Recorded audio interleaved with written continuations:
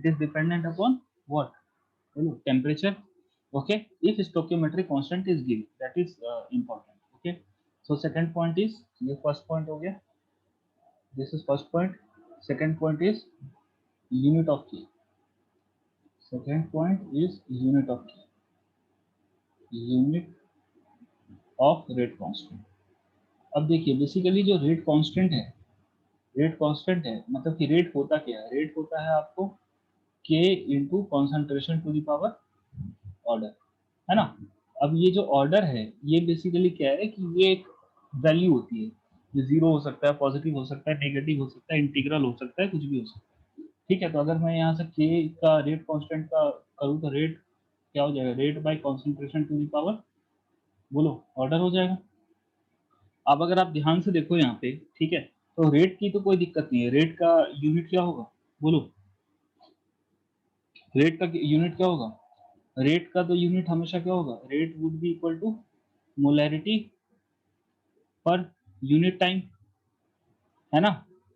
बोलो बोलो, molarity per unit time, per unit time, ठीक है। ओके, या फिर मैं इसको अभी लिखूंगा m into T to the power -1, ठीक है। लेकिन अगर इसकी बात की जाए तो मेरे को ऑर्डर की वैल्यू पता नहीं, तो अगर आप ध्यान से देखो तो अगर ऑर्डर की वैल्यू जैसे जैसे चेंज होगी, क्या रेट कांस्टेंट भी वैसे वैसे चेंज होगा? बोलिए सर, होगा कि नहीं होगा? होगा ना,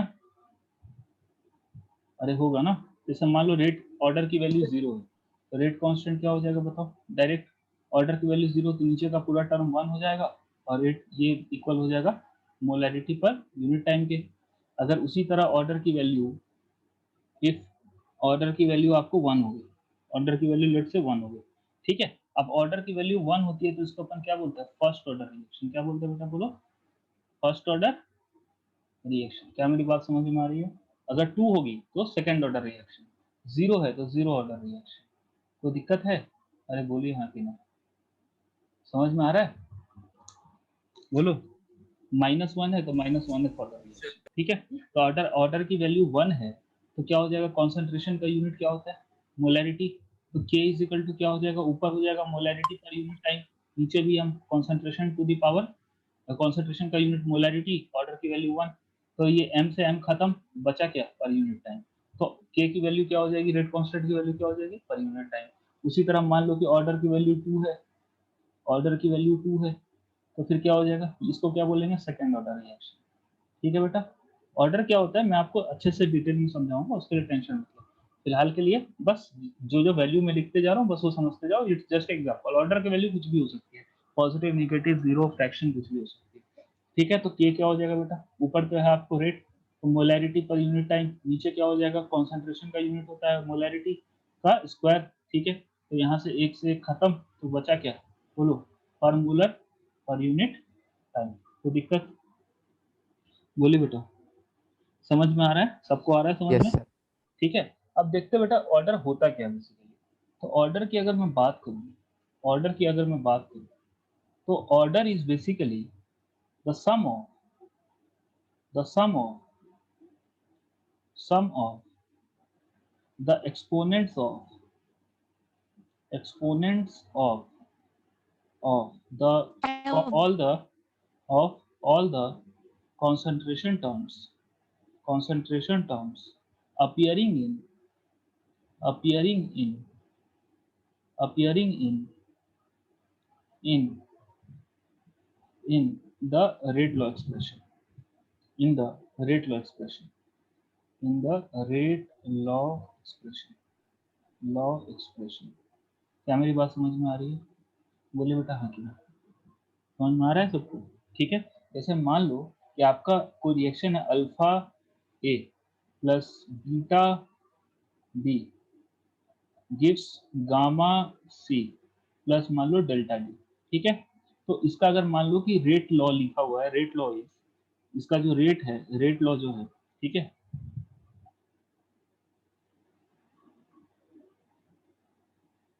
जो रेट लॉ है वो ऐसे एक्सप्रेस किया हुआ। रेट लॉ का मतलब क्या हो गया? ठीक है, रेट लॉ का मतलब क्या हो गया कि जो आपका रेट लॉ बेसिकली क्या बताता है? रेट ऑफ रिएक्शन, ठीक है ना। तो experimentally if rate law is R is equal to K, मतलब rate of reaction is equal to K into A to the power X into B to the power Y into B to the power Y, ठीक है, into C to the power मान लेते हैं Z, ठीक है, into D to the power मान लेते हैं कुछ R, ठीक है, D to the power R, ठीक है। तो ऑर्डर ऑफ रिएक्शन क्या हो जाएगा, order of reaction with respect to A is equal to जो इसका पावर है x, ठीक है। उसी तरह order of reaction with respect to b क्या हो जाएगा, ठीक है, उसी तरह y हो जाएगा, क्योंकि b के पावर क्या है बेटा, y। उसी तरह order of reaction with respect to c क्या हो जाएगा, बोलो, z हो जाएगा, ठीक है। उसी तरह order of reaction with respect to d क्या हो जाएगा, बोलो, r हो जाएगा। क्या मेरी बात समझ में आ रही है, बोलो बेटा हाँ कि समझ में आ रहा है, ठीक है। और ऑर्डर, ओवरऑल ऑर्डर क्या होगा रिएक्शन का, अगर आप देखें ओवरऑल रिएक्शन का ऑर्डर, तो ओवरऑल रिएक्शन का ऑर्डर क्या होता है, sum of the exponents of all the concentration terms appearing in the rate law expression, ठीक है। तो overall order, net order of reaction क्या हो जाएगा, नेट ऑर्डर ऑफ रिएक्शन क्या हो जाएगा, अब देखो रेट लॉ एक्सप्रेशन में क्या क्या है, a to the power x, b to the power y, c to the power z, d to the power r। तो एक्सपोनेंट्स क्या क्या है, x, y, z और r। तो नेट ऑर्डर ऑफ रिएक्शन क्या हो जाएगा, x plus y plus z plus, कोई दिक्कत, बोलिए बेटा हाँ कि नहीं, समझ में आ रहा है, बोलिए ये वाला पार्ट नहीं समझ में। बेटा, विथ रिस्पेक्ट टू, ये वाला जी सर। मैंने क्या बोला कि जो रेट लॉ का एक्सप्रेशन होगा ना, जो रेट ऑफ रिएक्शन जैसे लिखते हैं, तो रेट ऑफ रिएक्शन तो एक आपने minus D A by D T is equal to D minus one by D D by D T, एक ये तरीका हो गया। एक ओवरऑल रेट लॉ होता है, रेट लॉ में क्या करते हैं बेसिकली, तो आपका जो रिएक्टेंट और प्रोडक्ट होता है, ठीक है, उसको हम एक्सपेरिमेंटली उसका डिपेंडेंस देखते हैं रेट पे, और उसके हिसाब से हम एक्सप्रेशन लिखते हैं इस टाइप का। क्या मेरी बात समझ में आ रही है, इस टाइप का एक एक्सप्रेशन लिखते हैं, ठीक है। तो इसमें जो जो भी कॉन्सेंट्रेशन टर्म्स है उसके जो पावर होंगे, ठीक है, सबका अगर जब हम सम करेंगे तो वही आपका क्या होगा, नेट ऑर्डर। और इंडिविजुअल जो आपको ऑर्डर होगा किसी भी पर्टिकुलर रिएक्टेंट का, वो उसके पावर के बराबर होगा। जैसे ए के पावर क्या है एक्स, तो उसके लिए ऑर्डर क्या होगा एक्स। बी का पावर क्या है वाई, तो उसके लिए ऑर्डर क्या होगा वाई। डी का पावर क्या है, सी का पावर क्या है जेड, तो उसके लिए ऑर्डर क्या होगा जेड। डी का पावर क्या है आर, तो उसके लिए ऑर्डर क्या होगा, बोलो आर। क्या मेरी बात समझ में आ रही है, जी सर। समझ में आ रहा है, ठीक है। अब ये जो है, ये जो वैल्यू है, बहुत इंपॉर्टेंट पॉइंट बता रहा हूँ, the value of X Y Z R, जो भी आपको रेट लॉ में जो कॉन्सेंट्रेशन टर्म्स के जो पावर है एक्स वाई जेड आर, ये जीरो भी हो सकते हैं, can be zero, can be fractional, can be fractional, can be positive, can be negative. आ रही बात समझ में, अरे क्लियर है, समझ में आ रहा है, जीरो, फ्रैक्शनल, पॉजिटिव, नेगेटिव, कुछ भी हो सकता है, ओके। आ रही बात समझ में, अरे बोलो हाँ कि ना, ठीक है। यस बेटा बेसिकली पॉइंट ये है कि ये जो ऑर्डर है, ये मैं कैसे डिसाइड करूंगा कि किसका ऑर्डर क्या होगा, एक्स क्या होगा, वाई क्या होगा, जेड क्या होगा, आर क्या होगा, क्योंकि अगर आप एक्सप्रेशन देख रहे होगे तो ये alpha A beta B gamma C delta D है। तो अगर आपने जनरल, अगर जैसे इसमें अगर आपने सीखा था, इक्विलिब्रियम में सीखा था, तो अपन ऐसे के लिखते थे, के इज इक्वल टू जो आपको रिएक्टेंट है, प्रोडक्ट है, उसका पावर में, और डिवाइड बाय रिएक्टेंट का पावर में, यही लिखते थे ना, याद होगा अगर आप, जी सर समझ में आ रहा है, यही लिखते थे। लेकिन यहाँ पे वो बात नहीं है, ठीक है ना। क्या मेरी बात समझ में आ रही है, बोलो बेटा हाँ। अरे ठीक है, यस ठीक है, वो किसके लिए होता था, एलिमेंट्री रिएक्शन के लिए, आगे आपको चीजें क्लियर होंगी, ठीक है ना। तो बेसिकली ये जो अल्फा है, ये बीटा है, उसके टर्म में हम एक्सप्रेस नहीं करेंगे, हम किसके टर्म में एक्सप्रेस करेंगे, एक्स वाई जेड और आर। और ये एक्स वाई जेड और आर जो है, ये एक्सपेरिमेंटली कैलकुलेट होते हैं। कैसे कैलकुलेट होता है बेटा, बोलो, एक्सपेरिमेंटली कैलकुलेट किया जाता है रिएक्शन में, कि किस स्पीड से जो ए खत्म हो रहा है, किस स्पीड से बी खत्म हो रहा है, किस स्पीड से सी बन रहा है, किस स्पीड से डी बन रहा है। तो उस हिसाब से उसका जो है सो मैथमेटिकली उसमें डिफरेंट डिफरेंट वैल्यूज पुट करके एक्स वाई जेड और आर की वैल्यू को निकाला जाता है। क्या मेरी बात समझ में आ रही है। तो ऑर्डर इज व्हाट, बोलो, ऑर्डर इज अ, अरे बोलो, order is a experimentally calculated term, experimentally calculate. Order हमेशा कैसे कैलकुलेट किया जाता है, बोलो, एक्सपेरिमेंटली कैलकुलेट किया जाता है। कोई दिक्कत है बेटा, बोलिए बेटा हाँ कि ना, समझ में आ रहा है, अरे बोलो। Yes sir. वैसे एक्सपेरिमेंटली अगर बात की जाए तो एक्सपेरिमेंटली ऑर्डर ऑफ रिएक्शन, ठीक है, for most reactions are positive always, are positive, ठीक है ना। तो ज्यादातर रिएक्शंस के लिए क्या होता है, पॉजिटिव होते हैं, लेकिन ये जीरो फ्रैक्शनल नेगेटिव भी हो सकते हैं। और इसकी वैल्यू हमेशा कैसे निकाली जाती है, बोलो बोलो, एक्सपेरिमेंटली निकाली जाती है। तो इसका वैल्यू आपको हमेशा दिया हुआ रहेगा। क्या मेरी बात समझ में आ रही है, बोलो बेटा हाँ चलो। या तो दिया रहेगा या फिर अदर वैल्यूज दी होंगी जिसके हिसाब से आपको इसको निकालना होगा। एक्स वाई जेड और आर का इस कोफिशिएंट से कोई रिलेशन नहीं है। क्या मेरी बात समझ में आ रही है, बोलो बेटा हाँ चलो। जी यस सर। ठीक है, सबको क्लियर है मैं क्या बोलना चाह रहा हूँ, क्लियर है सबको। सर एक बार लास्ट पॉइंट रिपीट कर दें। मैंने बोला लास्ट पॉइंट बोला कि मैंने लास्ट पॉइंट ये बोला कि ऑल्दो ऑर्डर जो है पॉजिटिव नेगेटिव जीरो फ्रैक्शन कुछ भी हो सकता है, लेकिन ज्यादातर रिएक्शन का एक्सपेरिमेंटली दिखा गया है कि ओवरऑल ऑर्डर क्या आता है, पॉजिटिव ही आता है। With respect to particular reactant या पर्टिकुलर सब्सटेंस, रिएक्टेंट या प्रोडक्ट हो सकता है पॉजिटिव नेगेटिव जीरो, लेकिन ओवरऑल ज्यादातर, मैंने बोला हमेशा नहीं, ज्यादातर पॉजिटिव आता है। समझ में आया एक्सपेरिमेंटली, ठीक है, जस्ट फॉर द नॉलेज, ठीक है। कोई दिक्कत है। अब आपको बेसिकली मैं कुछ एग्जांपल्स देता हूँ, उसके थ्रू आपको समझ में आएगा कि ऑर्डर और जो कोफिशिएंट होता है स्टोइकियोमेट्रिक कोफिशिएंट, वो दोनों अलग अलग चीजें हैं। जैसे मैं जनरली, जैसे कि अपन क्या लिख देते थे, जैसे मान लो कि कोई रिएक्शन है ए, जैसे मैंने आपको बताया plus B B gives C C plus D D, ऐसा लिख देते थे। फिर अपन इसमें जो है सो रेट लिखना होता था, रेट ऑफ फॉरवर्ड तो लिखते थे K into A to the power A into B to the power B. तो यहाँ भी तो अपन रेट ही लिख रहे हैं ना बेसिकली, यहाँ भी तो ये के तो क्या होता था, रेट ऑफ फॉरवर्ड रिएक्शन। क्या मेरी बात समझ में आ रही है, अरे बोलो बेटा हाँ जी। समझ में आ रहा है, अरे बोलो, है ना। लेकिन ये चीज और ये चीज टोटली डिफरेंट है, ये चीज टोटली डिफरेंट है, क्योंकि यहाँ पे हम सिर्फ फॉरवर्ड रिएक्शन के रेट की बात नहीं कर रहे हैं, हम किसकी बात कर रहे हैं, बोलो, ओवरऑल रेट ऑफ रिएक्शन। क्या मेरी बात समझ में आ रही है, हम किसकी बात कर रहे हैं, बोलो, ओवरऑल रेट ऑफ रिएक्शन। सिर्फ वन साइडेड हम नहीं बात कर रहे हैं कि भाई रिएक्टेंट क्या कर रहा है, ठीक है ना। अगर रिएक्टेंट क्या कर रहा है तो फिर तो उसमें अपन सिंपल सा ये एक्सप्रेशन लिख सकते हैं। अगर प्रोडक्ट क्या कर रहा है तो रेट ऑफ बैकवर्ड रिएक्शन वो एक्सप्रेशन लिख सकते हैं। लेकिन क्या उससे ओवरऑल रेट पता लगता था, बताओ, इस एक्सप्रेशन से क्या हमें ओवरऑल रेट पता लगता था कभी, अरे बोलो हाँ या ना। No sir. फॉरवर्ड पता लगता था, बैकवर्ड पता लगता है, लेकिन ओवरऑल रेट ऑफ रिएक्शन क्या होता है, rate of forward minus rate of backward होता था। यही होगा ना ओवरऑल रेट ऑफ रिएक्शन। ये पता लगता है इस एक्सप्रेशन से, नहीं पता लगता। क्या मेरी बात समझ में आ गई। इसके लिए ओवरऑल रेट ऑफ रिएक्शन के लिए ये एक्सप्रेशन दिया जाता है, इस एक्सप्रेशन से इसको फाइंड किया जाता है, ठीक है। अब ये एक्सप्रेशन क्या होगा, इस रेट लॉ का एक्सप्रेशन क्या होगा, वो एक्सपेरिमेंटली डिटरमाइन होता है कि कौन से रिएक्टेंट पे वो डिपेंड करेगा, कौन से रिएक्टेंट में मतलब पावर क्या होगा, किस प्रोडक्ट का पावर क्या होगा, मतलब ऑर्डर क्या होगा, ये सारी चीजें क्या एक्सपेरिमेंटली डिटरमाइन की जाती है। इसका स्टोइकियोमेट्रिक कोएफिशिएंट से कोई लेना देना नहीं है। क्या मेरी बात क्लियर है, एकदम दिमाग में भेजे में घुसा लो, दोनों चीजें अलग अलग हैं। अरे बोलो, समझ आ रहा है। सर क्वेश्चन में एक्स वाई जेड और आर की वैल्यू मतलब देती है। हाँ, क्वेश्चन में दे ही रहेगी हमेशा, या फिर तुमको अगर ऑर्डर निकालना होगा तो उसके रिस्पेक्ट में तुमको रेट दिया रहेगा, कॉन्सेंट्रेशन दिया होगा, तब पूछेगा कि रेट ऑर्डर बताओ। हमेशा ऑर्डर की वैल्यू दी हुई रहती है, अगर आपको उसका यूज है तो रेट निकालने के लिए। क्या मेरी बात समझ में आ रही है, जी सर। ठीक है ना। चलो एक सेकंड, ठीक है। जैसे मैं आपको कुछ एग्जांपल से समझाता हूँ, देखिए एग्जांपल वन, फर्स्ट एग्जांपल देता हूँ, ठीक है।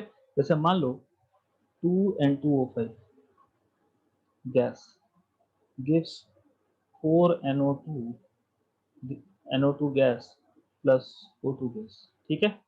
तो जैसे इसका रेट ऑफ रिएक्शन का एक्सप्रेशन क्या है, KN2O5 टू द पावर 1।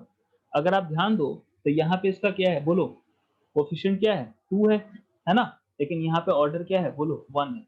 मतलब कि जो रेट ऑफ रिएक्शन है ये लिनियरली डिपेंड कर रहा है कॉन्सेंट्रेशन ऑफ N2O5 पे। क्या मेरी बात समझ में आ रही है, मतलब जैसे जैसे कॉन्सेंट्रेशन ऑफ N2O5 घटेगा उसी लिनियरली रेट घटेगा, यही होता है ना इसका मतलब। अरे बात समझ में आ रही है, बोलो। और ये जो बाकी एक्सप्रेशन है NO2 O2, इस पे ये डिपेंड नहीं कर रहा है, मतलब कि उसकी ऑर्डर क्या है बोलो, जीरो। उसका पावर क्या है, NO2 और O2 अगर मैं यहाँ पे लिख दूं, ये इसको मैं ऐसे भी लिख सकता हूँ, और rate is equal to K N2O5 to the power 1 into NO2 to the power 0 into O2 to the power 0। क्या मेरी बात समझ में आ रही है? मतलब NO2 और O2 के कॉन्सेंट्रेशन पे इस रिएक्शन का रेट डिपेंड नहीं कर रहा है। अरे बोलो हाँ या ना। तो इसलिए हम इसको ऐसे भी लिख सकते हैं, ऐसे लिख सकते हैं, क्योंकि समथिंग का भी पावर 0 हमेशा क्या होता है, वो नहीं होता है। क्या मेरी बात क्लियर है? बोलो बेटा हाँ कि नहीं। सर हाँ बोलो। सर वो वन कैसे लेंगे या सर क्या लेंगे सर, कैसे पता चलेगा? वो तो क्वेश्चन में दिया रहेगा या? हाँ, क्वेश्चन वही तो बोला मैंने, क्वेश्चन में दिया रहेगा, वो एक्सपेरिमेंटली डिटरमाइंड होता है। क्या मेरी बात समझ में आ रही है? आप खुद से नहीं लिख यस सर, सकते यस। हो, आप खुद से डिसाइड नहीं कर सकते हो। एक केस में डिसाइड कर सकते हो, मैं बताऊंगा कौन सा केस, लेकिन एक्सपेरिमेंटली ही डिसाइड होता है हमेशा। क्या मेरी बात समझ में आ रही है? बोलो हाँ कि नहीं। यहाँ तक जी क्लियर है? सर। आगे और क्लियर होगा, टेंशन ना लो, ठीक है। जैसे ये इसका, इसको क्या बोलेंगे बेटा, इसका रेट लॉ बोलेंगे। क्या बोलेंगे? इसका रेट लॉ, जो इसका रेट ऑफ रिएक्शन डिफाइन करता है, ठीक है। सेकंड आ जाओ, ठीक है। देखो ये वाला से आप अगर लिखते हो, ये वाला एक्सप्रेशन से लिखते हो, तब तो आप इस स्टोइकियोमेट्रिक कोएफिशिएंट से आप डिवाइड करोगे। ये अलग कहानी है, ये अलग कहानी है। यहाँ पे रेट ऑफ रिएक्शन डिफाइन होता है, यहाँ पे ये स्टोइकियोमेट्रिक कोएफिशिएंट ही होता है। लेकिन जब आप रेट लॉ लिखते हो तो वहां पे यहाँ पे स्टोइकियोमेट्रिक कोएफिशिएंट नहीं होता, ऑर्डर होता है, ठीक है। जैसे एक और रिएक्शन मैं आपको दिखाता हूँ, जैसे 5Br minus plus BrO3 minus BrO3 minus plus H plus. बहुत इजी चीज है बेटा ऑर्डर।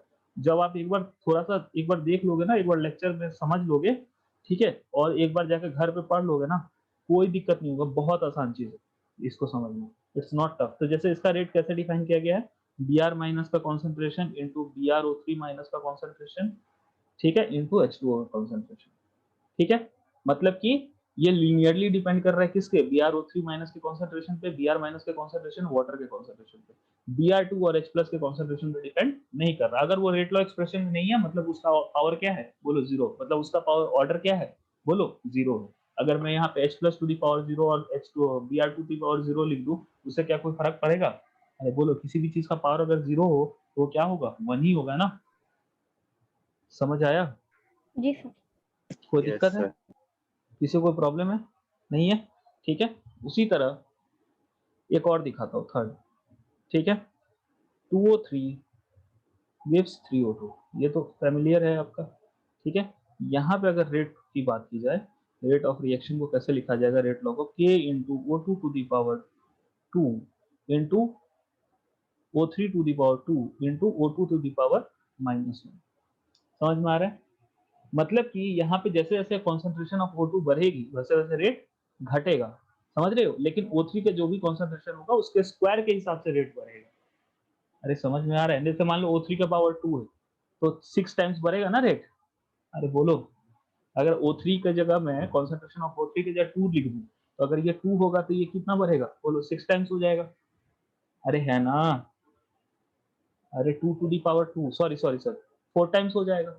समझ आ रहा है? उसी तरह अगर मैं O2 का कॉन्सेंट्रेशन ले लूं 1, तो ये क्या नाम है, मान लो 3 ले लेता हूं, तो 3 टू दी पावर -1, बताइए 1/3 हो जाएगा। अरे बात समझ में आ रही है? नहीं आ रही है? Yes sir. ठीक है। Yes, एक sir. और एक्सप्रेशन दिखाता हूँ। कभी कभी ऐसा भी होता है कि कोई रिएक्शन जो है, सो किसी भी रिएक्टेंट के कॉन्सेंट्रेशन पे या प्रोडक्ट के कॉन्सेंट्रेशन पे उसका रेट डिपेंड करता ही नहीं है। जैसे H2 plus Cl2 gas gives 2HCl gas, ठीक है। अगर मैं इसका अगर ऑर्डर लिखूं, अगर मैं रेट लिखूं, रेट लॉ लिखूं, रेट लॉ एक्सप्रेशन लिखूं, तो K into concentration of H2 to the power 0 into concentration of Cl2 to the power 0। आप इसको एक्सटेंड करके HCl का पावर भी 0 लिख सकते हो। अब अगर आप यहाँ पे ध्यान दो, तो यहाँ पे इससे क्या पता लग रहा है कि H2 या Cl2 की वैल्यू जो भी हो, रेट ऑफ रिएक्शन को उससे कोई फर्क नहीं पड़ता। नहीं क्या पता। बात समझ में आ रही है? बोलो बेटा हाँ कि ना। समझ में आ रहा सर है? हाँ बोलो। Yes, sir sir. आज सुबह जो आपने पढ़ाया था वो रेट ऑफ रिएक्शन, मतलब वो इनवर्स ऑफ स्टोइकियोमेट्री, मतलब वो रेसिप्रोकल होता है। हाँ, वो वाला रेट ऑफ रिएक्शन और इसके अंदर डिफरेंस क्या है? डिफरेंस कुछ नहीं है, वैल्यू सेम आएगा। डिफरेंस दोनों में क्या है, डिफरेंस कुछ भी नहीं है। अगर तुमको पर्टिकुलर वैल्यूज दी हुई है, तो तुम दोनों से सॉल्व करोगे तो तुम्हारा आंसर क्या आएगा, सेम ही आएगा। यहाँ मैंने क्या बोला कि यहाँ ये एक्सपेरिमेंटली जो देखो, उसमें जो तुम रेट निकालते हो, उसमें एक पर्टिकुलर रिएक्टेंट का कॉन्सेंट्रेशन को तुम कोफिशिएंट करके उसे डील करते हो। यहाँ पे तुम जब रिएक्शन रेट लॉ लिखते हो तो यहाँ पर रिएक्टेंट प्रोडक्ट सबका पावर एक साथ इन्वॉल्व होकर तुमको रेट मिल जाता है ओवरऑल। क्या मेरी बात समझ में आ रही है? दोनों से तुम वैल्यू निकालोगे तो सेम ही निकलेगा। तुम दोनों से निकाल के देख लेना, अगर तुमको वैल्यूज डालोगे तो सेम आंसर आएगा।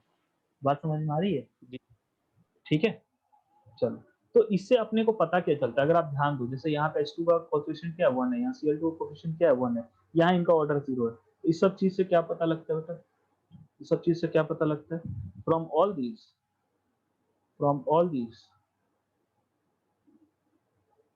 it is clear that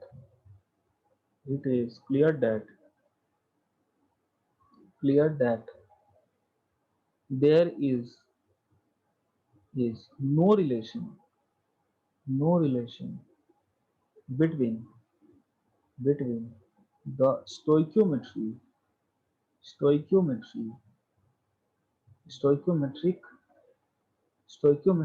of the reaction and order of reaction।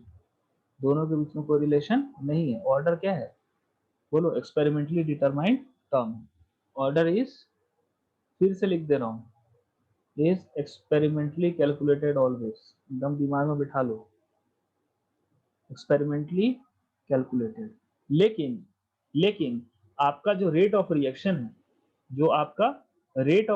है, सॉरी क्या नाम है, स्टोइकियोमेट्री है, वो किस पे डिपेंड करेगा? आप पे डिपेंड करेगा, आप क्या डालना चाहते हो। अरे बोलो। But the stoichiometry is of the reaction is in our hand। क्या मेरी बात समझ में आ रही है? बोलो। ठीक है, Yes, sir. ठीक है ना? इसीलिए मैंने बोला, देखो जैसे मैंने क्या बोला था, रेट जो है यहाँ पे भी क्या बोला था कि रेट आप तभी किसी रिएक्शन का निकाल सकते हो जब आपको उसका उस फॉर्मूला से जो आपको मैंने दिया था, जब उसका स्टोइकियोमेट्री दिया हो। पता था ना? Remember that rate of reaction phase has no meaning if a balanced equation is not given. क्या मेरी बात समझ में आ रही है? बोलो हाँ कि नहीं। यहाँ भी वो डायरेक्टली स्टोइकियोमेट्रिक कोफिशिएंट के रिस्पेक्ट में आप कब लिख सकते हैं? जब आपको स्टोइकियोमेट्रिक कोफिशिएंट दिया हो, वो भी इस एक्सप्रेशन से निकल सकते हैं। अरे बोलो हाँ कि नहीं, समझ में आया? और यहाँ पे आपको स्टोइकियोमेट्रिक कोफिशिएंट से यहाँ भी कोई लेना देना नहीं है। यहाँ पे क्या है, सीधा आपको एक्सपेरिमेंटली कैलकुलेट करना है, रेट लिखना है, रेट ऑर्डर क्या ना ऑर्डर पता लगाना है, उसके रिस्पेक्ट में एक्सप्रेस कर देना है। अरे बोलो बेटा हाँ कि नहीं, क्लियर है? दोनों से वैल्यू सेम ही आएगी। समझ में आया? अरे बोलो। अरे ठीक है, नहीं क्लियर हो रहा? सर बोलो। सर ये जो लास्ट पॉइंट लिखा हमने कि मतलब जो स्टोइकियोमेट्रिक कोफिशिएंट होता है वो हमारे हाथ में होता है सर। अगर मतलब इस मेथड से हमने निकाला के इनटू वो जो मतलब जो भी होगा concentration to the power order के हिसाब से, और किसी भी कंसंट्रेशन का मतलब प्रीवियस मेथड से निकाला, तो फिर उसके हिसाब से तो पर्टिकुलर कोफिशिएंट आ जाएगा ना। अरे बेटा देखो, जब आपको वहां पे कोफिशिएंट दिया हुआ रहेगा उस रिएक्शन में आपको कोफिशिएंट दिया हुआ रहेगा और उस रिएक्शन का आपको ऑर्डर भी पता होगा, तभी तो आप दोनों मेथड से निकाल के बता सकते हो ना। और जब दोनों चीजें दी हो तो आप निकाल के देखोगे तो आपको सेम वैल्यू आएगी। समझ में आ रहा है? नहीं सर, मैं बोल रही थी अगर ये वाले मेथड से हमने निकाल लिया जो भी रेट ऑफ रिएक्शन होगा, हाँ, और प्रीवियस मेथड से हमने मतलब कोएफिशिएंट को वेरिएबल मान के इक्वेट किया, तब तो कोएफिशिएंट आएगा ना पर्टिकुलर वैल्यू पे। तो वेरिएबल मान के आपने इक्वेट कर दोगे तो जी सर। हाँ आ जाएगा with respect to particular reactor. लेकिन विथ रिस्पेक्ट टू पर्टिकुलर, जैसे आपने मान लो कि आपने निकाला कि भाई रेट ऑफ रिएक्शन मान लो 3 है और आपका रिएक्शन है A plus B gives C plus D. मान लो आपको ABCD का वैल्यू नहीं पता, आ रही बात समझ में? तो आप क्या लिख सकते हो, minus of 1/a dA/dt is equal to क्या लिखोगे? बोलो 3 लिखोगे। समझ आ रहा है? जी सर। ठीक है, लेकिन जी अब सर। आपको ये निकालने के लिए ये भी तो चाहिए।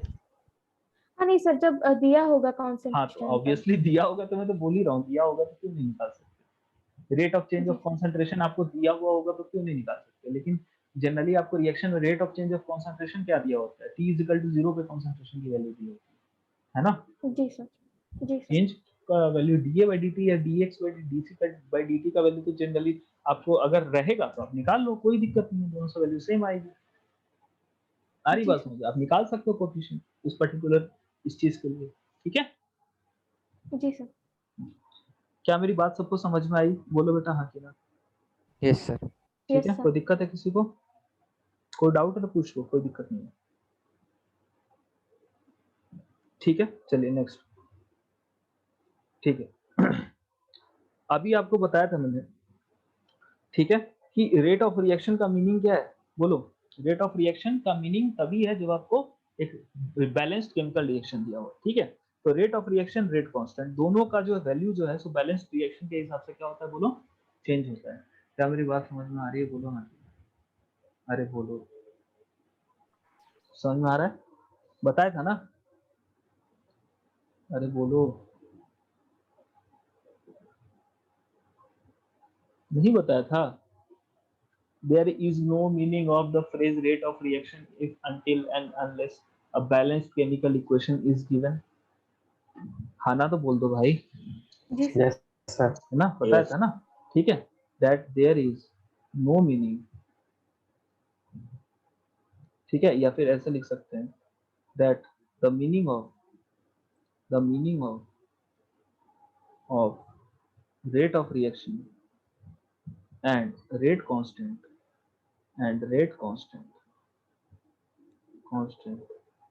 constant उसका मीनिंग नहीं है, और किसके हिसाब से चेंज होता है, changes with changing the stoichiometry। आ रही बात समझ में, किसके हिसाब से चेंज होती है, बोलो, स्टोइकियोमेट्री के हिसाब से। But rate of reaction of a particular reactant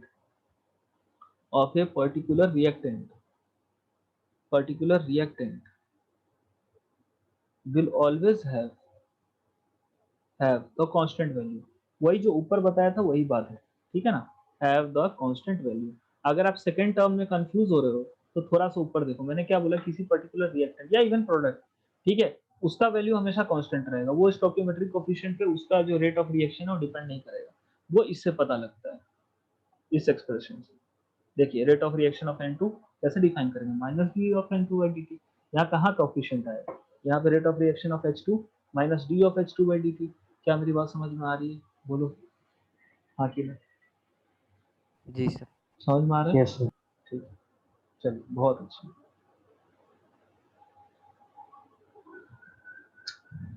चलिए सर थोड़ा पेज थोड़ा ऊपर स्क्रॉल कर दीजिए। लिखो, जल्दी लिखो।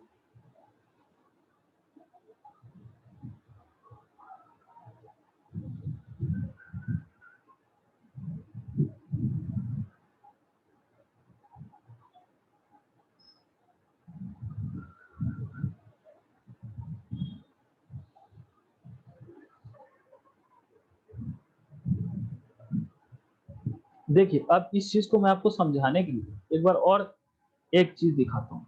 देखिए जैसे मान लो आपके पास एक रिएक्शन है, इफ रेट ऑफ रिएक्शन, मतलब ये हाइपोथेटिकल है, बेसिकली हाइपोथेटिकल, बस समझाने के लिए, ठीक है, ये सारे पॉइंट्स को, ठीक है, ये सारे पॉइंट्स को, order, rate of reaction, rate of dependence of reaction on मतलब कॉन्सेंट्रेशन ऑफ रिएक्टेंट, स्टोइकियोमेट्री, सारी चीजें आपकी क्लियर हो जाएगी इससे। मान लो कि एक रिएक्शन जो है, एक आपको एक्सप्रेशन दिया हुआ A + 2B gives 3C + D, ठीक है, और इसके लिए जो रेट दिया हुआ है, रेट लॉ दिया हुआ है, वो दिया हुआ है K1 A⁴ into B⁴ 1। कोई दिक्कत, मतलब A के रिस्पेक्ट में ऑर्डर क्या है 2, B के रिस्पेक्ट में ऑर्डर क्या है, बोलो 1, ओवरऑल ऑर्डर क्या है 3। क्या मेरी बात समझ में आ रही है, बोलो समझ में आ रहा है। And if reaction is written as 2A + 4B gives 6C + 2D, ठीक है, और इसके लिए जो रेट दिया हुआ है वो दिया हुआ है K2 A⁴x into B⁴y। अब देखिए यहाँ पे अगर आप ध्यान दो, ठीक है, अगर आप यहाँ पे ध्यान दो तो यहाँ पे ऑर्डर आपको क्या दिया हुआ है, 2 और 1 दिया हुआ है, यहाँ पे x और y दिया हुआ है और आपको बोला है बेसिकली कि आप x और y की वैल्यू निकालो। क्या मेरी बात समझ में आ रही है? बोलो बेटा। हाँ बोलो, समझ आ रहा है? Yes sir. सेम रिएक्शन के लिए दोनों केसेस में क्या रिएक्ट कर रहा है, ए और बी ही रिएक्ट कर रहा है। बन क्या रहा है, बोलो, सी और डी ही बन रहा है, लेकिन दोनों के केस में जो आपको स्टोइकियोमेट्रिक कोएफिशिएंट्स है वो क्या है, बोलो, डिफरेंट है। दोनों के केस में रेट लॉ भी क्या आ गया, बोलो, डिफरेंट हमने लिखा है, समझ रहे हो? और यहाँ से अपने को क्या फाइंड करना है, बोलो, एक्स और वाई की वैल्यू फाइंड करनी है। क्या मेरी बात समझ में आ रही है? बोलो, ठीक है। Yes, sir. अब हम इसको सॉल्व कैसे करेंगे ये समझो। हाँ सही बोला, कैसे बताया आदित्य?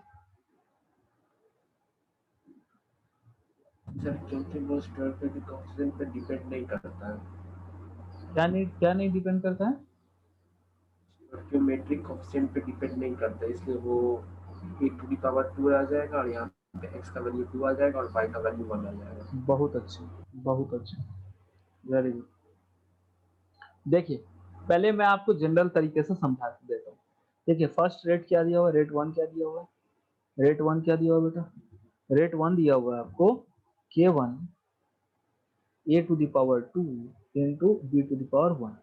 तो इसके लिए हम जो एक्सप्रेशन लिख सकते हैं, क्या लिख सकते हैं बताओ, माइनस ऑफ dA/dt, ये किसके इक्वल होगा रेट, माइनस ऑफ dA/dt, ठीक है, होगा, is equal to minus of 1/2 dB/dt, है ना, इसका कोएफिशिएंट 2, अरे बोलो, is equal to plus 1/3 dC/dt, dt is equal to plus dd/dt। कोई दिक्कत है किसी को? अरे बोलिए, लिख सकते हैं? कोई दिक्कत है? नहीं है ना? No sir. ठीक है, ओके, बहुत अच्छे। अब सेकंड केस में रिएक्शन आपका जब 2a + 4b है, इसके लिए अपन जो रेट 2 लिखेंगे, क्या लिख सकते हैं, रेट 2 क्या लिखेंगे बताओ, दिया हुआ आपका k2 a⁻x इंटू b⁻y। इसको हम ऐसे भी तो लिख सकते हैं, is equal to minus of 1/2 dA/dt, dA/dt is equal to क्या हो जाएगा, बोलो, क्या हो जाएगा, is equal to minus of 1/4 dB/dt, dB/dt is equal to plus 1/6 dC/dt by dt is equal to क्या लिख सकते हैं, बोलो, अरे बोलो, is equal to plus 1/2 1/2 dB by dt/, dd by dt लिख सकते हैं। कोई दिक्कत, कोई प्रॉब्लम है किसी को? नहीं है ना? अरे बोलो, नहीं है तो ठीक है। अब क्या मैंने यहाँ पे बोला है कि overall rate of reaction, overall जो रेट ऑफ रिएक्शन होगा वो किस पे डिपेंड करेगा, बोलो, rate constant, overall rate of reaction और जो रेट कांस्टेंट है उसकी वैल्यू किसके हिसाब से चेंज करेगी, स्टोइकियोमेट्री के हिसाब से चेंज करेगी। बट एक पर्टिकुलर सिंगल रिएक्टेंट का कभी भी वैल्यू चेंज नहीं होता, या ये डिपेंड नहीं करता किस पे, बोलो, बोलो, मतलब कि ये डिपेंड नहीं करता कि आप उसका स्टोइकियोमेट्रिक क्या डाल दो, मतलब यहाँ पे जिस रेट से ए रिएक्ट करेगा वहां यहाँ भी उस रेट से करेगा, बी यहाँ पे जिस रेट से करेगा वही रेट से करेगा, ओवरऑल रिएक्शन रेट और स्टोइकियोमेट्रिक कोएफिशिएंट पे डिपेंड करेगा। मतलब कि मैं ऐसा बोल सकता हूँ कि minus of dA/dt in reaction 1 is equal to minus of dA/dt in reaction 2। बोलिए सर, बोल सकता हूँ ऐसा? तो समझ में आए? बेटा यहाँ पे लिखा है ना कि ओवरऑल रेट ऑफ रिएक्शन किस पे डिपेंड करता है, स्टोइकियोमेट्रिक कोएफिशिएंट पे। रेट कांस्टेंट की वैल्यू किस पे डिपेंड करती है, स्टोइकियोमेट्रिक कोएफिशिएंट के, इसके हिसाब से चेंज होती है। बट एक पर्टिकुलर रिएक्टेंट का या प्रोडक्ट का जो रेट ऑफ रिएक्शन होता है उसकी वैल्यू कांस्टेंट होती है। मतलब अगर एक reaction A B gives C and D, तो ए अगर सिर्फ ए के रिस्पेक्ट में देखोगे तो ए का जो रेट ऑफ डिक्रीज होगा, चाहे वो 2a + b लिखो, 4b लिखो या फिर a + 2b लिखो, वो हमेशा क्या, उससे कोई फर्क नहीं पड़ता। वो जो भाई एक्सपेरिमेंटली जो रिएक्शन जिस रफ्तार से जो a डिक्रीज हो रहा है वो तो होगा ही, आपके लिखने से थोड़े ना कुछ हो जाता है या मेरे लिखने से थोड़े ना कुछ हो जाता है। क्या मेरी बात समझ में आ रही है? वो तो एक्सपेरिमेंटली जो चल रहा है वो चलेगा ही। अरे बोलो हाँ कि ना। इसीलिए तो इसका जो एक्सप्रेशन है वो पहले ही दे दिया जाता है। क्यों दे दिया जाता है पहले एक्सप्रेशन कि बेटा ये है इसका बैलेंस्ड इक्वेशन, वो उसी के हिसाब से अरेंज करके दिया जाता है। अरे मेरी बात समझ में आ रही है कि नहीं आ रही है? बोलो बेटा हाँ कि ना। नहीं समझ में आया? Yes sir. ठीक है, तो ओवरऑल रेट ऑफ रिएक्शन, मतलब कि overall reaction rate of reaction will depend upon the stoichiometry, but particular reactant या प्रोडक्ट का स्टोइकियोमेट्री पे डिपेंड नहीं करता। तो जिस रेट से यहाँ पे ए डिक्रीज करेगा, सिर्फ ए की बात कर रहा हूँ, उसी रेट से यहाँ पे भी ए डिक्रीज करेगा। तो दोनों केस में minus of D A by D T की वैल्यू सेम होनी चाहिए। उसी तरह minus D B by D T की वैल्यू दोनों में सेम होगी, उसी तरह D C by D T की वैल्यू दोनों में सेम होगी, उसी तरह D D by D T की वैल्यू सेम होगी। अब यहाँ पे अगर मैं देखूँ तो minus of D A by D T का वैल्यू वैल्यू वैल्यू दिया है क्या? Minus of D A by D T की जो वैल्यू है वो क्या है हम लिख सकते हैं? k1 a to the power 2 into b to the power 1 लिख सकते हैं? बोलिए sir. k1 a to the power 2 into b to the power 1 लिख सकते हैं? बोलिए फर्स्ट वाले से लिख सकते हैं, यहाँ दिया हुआ है ना, रेट 1 इक्वल टू 2 है ना, और minus D A by D T इसके इक्वल है। अरे बोलिए बोलिए सर, कोई प्रॉब्लम है? No sir. ठीक है, नो उसी सर। तरह हम यहाँ क्या लिख सकते हैं? k2 into a to the power कितना दिया हुआ है? 2 into b to the power a to the power पहले में 1 है ना, अच्छा oh sorry a to the power x into b to the power y। अब देखो दोनों का रेट लो तो हमेशा सेम होना चाहिए ना। अरे बोलो, यहाँ पे दोनों का अगर रेट लो क्या होना चाहिए, मतलब कि जो रेट है यहाँ पे दोनों का ऑर्डर का तो वैल्यू क्या होता है? बोलो एक्सपेरिमेंटल होता है। क्या मेरी बात समझ में आ रही है? ये x और y क्या है बेटा? बोलो, ये तो एक्सपेरिमेंटल वैल्यू है ना। तो अगर इसका एक बार ये आ गया है रेट लो, तो कुछ भी आप रिएक्शन लिख दो उसका रेट लो तो सेम ही होना चाहिए हमेशा। अरे बोलो, बात समझ में आ रही है? Yes, sir. ठीक है, तो अगर यहाँ पे वैल्यू 2 है तो यहाँ भी वैल्यू क्या होनी चाहिए? 2 ही होनी चाहिए। तो x की वैल्यू बाई कंपेयरिंग में क्या लिख सकता हूँ? बाई कंपेयरिंग x की वैल्यू क्या हो जाएगी? बोलो 2। इसी तरह y का वैल्यू यहाँ पे जो b का पावर है रेट लॉ में, वही यहाँ भी होगा। समझ में आ रहा है? क्योंकि ये तो एक्सपेरिमेंटली डिटरमाइंड क्वांटिटी है ना, जो यहाँ पे पावर है, ये तो ऑर्डर है, ये क्या है? एक्सपेरिमेंटली डिटरमाइंड क्वांटिटी है। तो अगर आप कंपेयर करो, क्योंकि देखो दोनों केसेस में जो रेट होंगे वो सेम ही होंगे। समझ में आ रहा है? तो यहाँ पे आप बी का पावर, यहाँ पे वाई की वैल्यू आप क्या लिखोगे? 1। अब यहाँ रेट कांस्टेंट की बात रही, अब रेट कांस्टेंट यहाँ k1 है, यहाँ पे k2 है, तो इसका ऑब्वियस सा मतलब है क्या? बोलो कि k1 और k2, एक सेकंड, k1 और k2 की वैल्यू, एक सेकंड बेटा, एक सेकंड।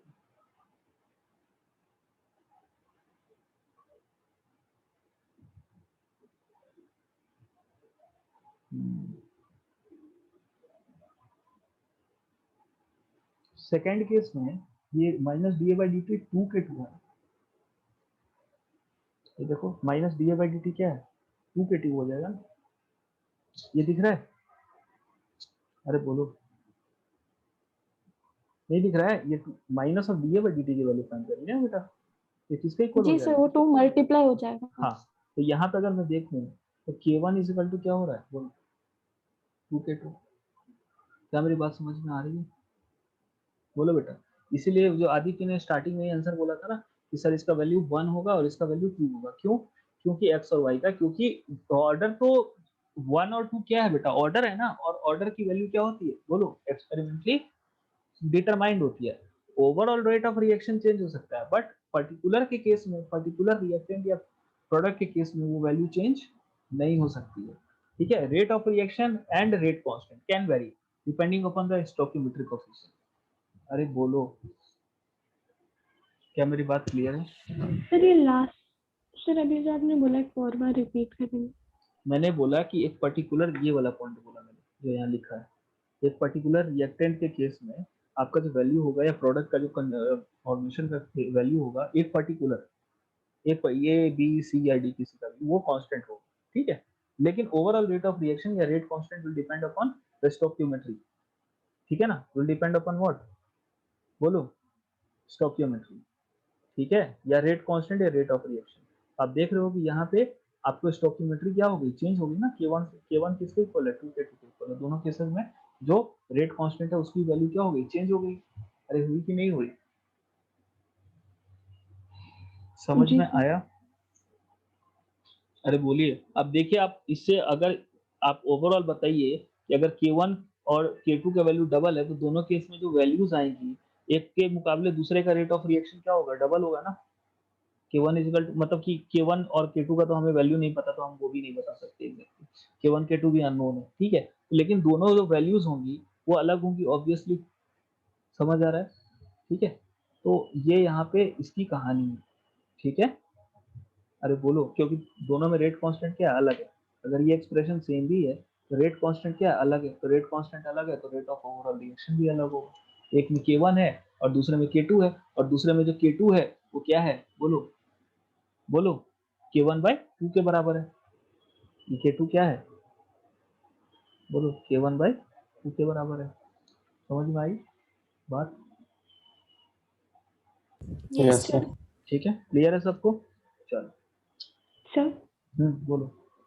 सर ये पर्टिकुलर रिएक्शन मतलब जैसे ए और बी हमारे इस बार दोनों रिएक्शन ए और बी के थे, तो मीन्स वो स्टोकियोमेट्री पे डिपेंड नहीं किया इसलिए वो पर्टिकुलर रिएक्शन मतलब सर यही ना, क्या स्टोकियोमेट्री पे डिपेंड नहीं किया ना, मतलब सर जैसे सबका स्टोकियोमेट्रिक कोएफिशिएंट अलग था दोनों दोनों रिएक्शंस में। हाँ हाँ। सर तो तो यही हुआ ना पर्टिकुलर रिएक्टेंट का मतलब कि अगर दोनों सेम रिएक्टेंट हैं। हम्म, तो उस पर्टिकुलर रिएक्टेंट पे कहाँ अलग डिपेंड कर रहा है, देखो ना। आप अगर ए का बोलोगे कि ए का रेट ऑफ रिएक्शन क्या है तो माइनस DA/DT ही लिखोगे ना, कि माइनस ऑफ 1/2 DA/DT लिखोगे, बताओ। माइनस ऑफ DA/DT लिखोगे ना। माइनस ऑफ 1/2 DA/DT क्या है, ये तो ओवरऑल रेट ऑफ रिएक्शन नहीं है क्या? जी सर। अगर सिर्फ ए के लिए लिखना है तो माइनस DA/DT, चाहे पहला रिएक्शन हो, चाहे दूसरा रिएक्शन हो, चाहे तीसरा रिएक्शन हो, चौथा हो। Rate of change of concentration of A divide by time, यही तो होता है। तो आप जी सर। स्टोकियोमेट्री के चेंज करने से क्या ए और बी का, ए का वैल्यू डिफरेंट डिफरेंट केसेस में, मान लो कि आपने लिख दिया, आपने एक्सपेरिमेंट करा और आपने अपने मन से लिख दिया 2A + 3B = CC + DD, तो आपके लिखने से, आपके हमारे लिखने से वो रिएक्शन उसी हिसाब से होगा क्या, नहीं होगा, नो सर। है ना। उसमें तो एक पर्टिकुलर इंस्टेंट पे ए की वैल्यू जितनी होनी चाहिए उतनी होगी और दूसरे इंस्टेंट पे उतनी होगी। तो आप इन दोनों को माइनस करके डिवाइड बाई टी करोगे तो और रेट ऑफ रिएक्शन ऑफ ए निकलेगा। क्या मेरी बात समझ में आ रही जी है सर। ना। और आप स्टोकियोमेट्री कुछ भी लिखो उससे वो जो अमाउंट है उसपे तो कोई चेंज पड़ने वाला है नहीं। इसलिए एक पर्टिकुलर स्पेसिस के केस में आपको उससे कोई फर्क नहीं पड़ेगा। समझ आ रहा है? इसीलिए मैंने जी सर। बोला कि रेट आपको हमेशा दिया हुआ रहता है, रेट एक्सप्रेशन आपको या बैलेंस्ड इक्वेशन हमेशा दिया हुआ रहता है। अगर नहीं दिया होगा तो रेट का कोई मीनिंग है ही नहीं, क्योंकि हम बता ही नहीं सकते कि कैसा होगा रेट, कैसे लिखेंगे रेट, कैसे निकालेंगे रेट ऑफ रिएक्शन। समझ आया? Yes sir. क्या सबको बात क्लियर है कि क्यों नहीं हम रेट ऑफ रिएक्शन डायरेक्ट लिख सकते हैं स्टोकियोमेट्री पे? वो हमेशा दिया हुआ रहेगा कि सर ये है स्टोकियोमेट्री। अगर आप -1/a DA/DT करके भी निकालोगे तभी निकाल सकते जो आपको दिया हुआ, और वो जो देगा वैल्यू वो सेट करके देगा एक्सपेरिमेंट के हिसाब से। अरे बोलो, सबको क्लियर है? Yes. चलिए ठीक है। अब देखिएगा, एक जगह ऐसा होता है जहां पे ऑर्डर और ये दोनों चीजें सेम हो जाती है। ऑर्डर और स्टोकियोमेट्रिक कोएफिशिएंट दोनों सेम हो जाते हैं। किसके लिए सेम होता है? ओनली फॉर एलिमेंट्री एलिमेंट्री या सिंपल या सिंगल स्टेप रिएक्शन। जो भी रिएक्शन एक ही स्टेप में होता है ना, स्टेप में होते हैं, ठीक है, उसके केस में आपको जो ऑर्डर होता है, इट इज फाउंड दैट जो ऑर्डर होता है वो स्टोकियोमेट्रिक कोएफिशिएंट के इक्वल होता है। That the order order is equal to stoichiometry. क्या मेरी बात समझ में आ रही है? समझ में आ रही है बात? ठीक है। लेकिन क्या आप बता सकते हो रिएक्शन को देख के कि कौन एक सिंगल स्टेप में होगा, कौन 4 स्टेप में होगा, कौन 5 स्टेप में? अगर आपने थोड़ा बहुत रिएक्शन पढ़ा है, आपने देखा होगा कोई रिएक्शन एक ही स्टेप में हो जाता है, कोई रिएक्शन 2-3 स्टेप लेता है। हाइड्रोकार्बन थोड़ा बहुत पढ़ा है ना, थोड़ा बहुत तो मैकेनिज्म बताया गया होगा कभी भी। अरे है ना, अरे बोलो, स्कूल में ही पढ़ा होगा, कहीं भी पढ़ा होगा, थोड़ा तो देखा होगा, कभी Yes, किताब sir. खोल के ही देखा होगा। ये देखा होगा कोई रिएक्शन एक स्टेप में हो रहा है, कोई रिएक्शन 2 स्टेप में हो रहा है, कोई रिएक्शन 3 स्टेप में हो रहा है। तो ये जो है, आप सिर्फ रिएक्शन को देख के नहीं बता सकते कौन कितने स्टेप में हो रहा है और कितने स्टेप में कौन हो रहा है। इसको आप क्या बोलते हैं? Mechanism of reaction. And it is always determined experimentally. आपको क्या लगता है जो ऑर्गेनिक के रिएक्शन के जो मैकेनिज्म होते हैं, उसको क्या बोला जाता है? रियल मैकेनिज्म नहीं बोला जाता है, एक्सेप्टेड मैकेनिज्म बोला जाता है। वो किसके हिसाब से निकाला जाता है? बोलो। सर आपकी वॉइस के नहीं आ हिसाब से। मैंने क्या बोला कि जो कोई रिएक्शन को आप देख के नहीं बता सकते कौन एक स्टेप में होगा, कौन 5 स्टेप में होगा, कौन 4 स्टेप में होगा। अभी आ रही है आवाज? अभी आ रही है सबको? रही। Yes yes sir. सर आ रहा है। Yes, sir. हाँ, कोई भी रिएक्शन एक स्टेप में होगा, 2 स्टेप में होगा, 4 स्टेप में होगा, ये आप देख के नहीं बता सकते रिएक्शन को। आप क्या, ना मैं बता सकता हूँ, कोई नहीं बता सकता। ये जो कितने स्टेप में कौन रिएक्शन होगा, ये एक्सपेरिमेंटली पता लगता है। समझ में आया? और उसके बेसिस पे उसकी मैकेनिज्म लिखी जाती है। इसीलिए उस मैकेनिज्म को एक्सेप्टेड मैकेनिज्म बोलते हैं, ना कि रियल मैकेनिज्म, क्योंकि हमको रियल में पता ही नहीं। अरे बात समझ में आ रही है? अब वो वैसे भी जो भी हो, वो हमेशा किससे निकाला जाता है? एक्सपेरिमेंटली निकाला जाता है। क्या मेरी बात समझ में आ रही है? बोलो बेटा हाँ कि ना। Yes yes sir. सर। ठीक है। तो आप सिर्फ ये देख के नहीं बता सकते कि कौन सा रिएक्शन एलिमेंट्री है, कौन सा रिएक्शन मतलब कि कॉम्प्लेक्स है, मतलब कि एक से ज्यादा स्टेप में होता है। ये एक्सपेरिमेंटली डिटरमाइंड है, इस इक्वल टू एक्सपेरिमेंटली। ठीक है। But but which reaction is going to be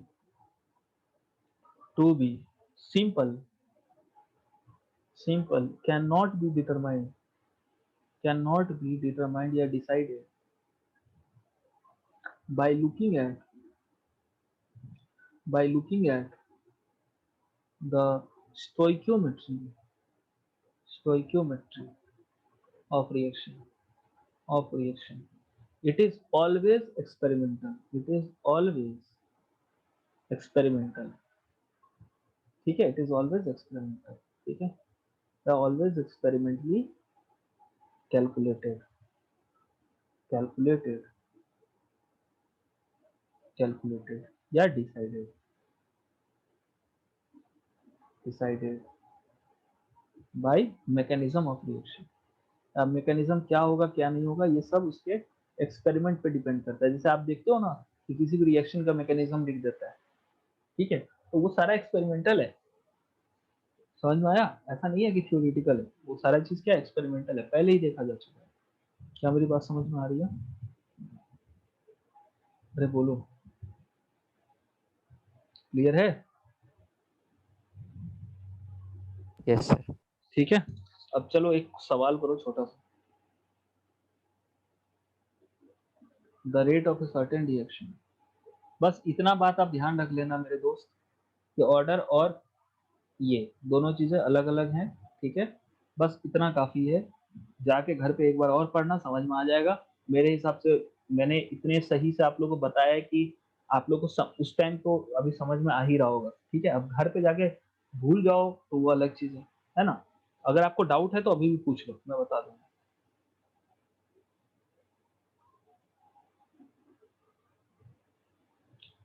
according to equation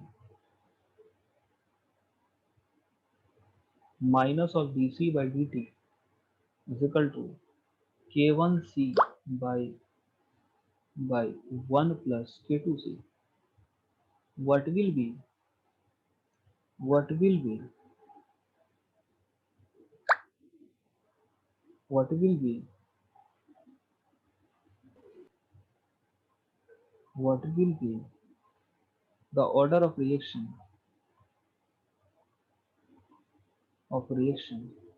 when concentration is a very high, very high, very high, and v very low. ठीक सोचे सर।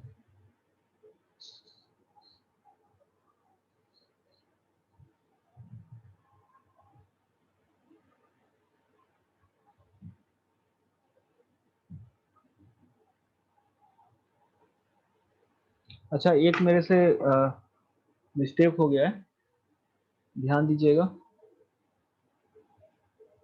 लेकिन वो mistake major है तो उस चीज को आप ध्यान में रखिएगा।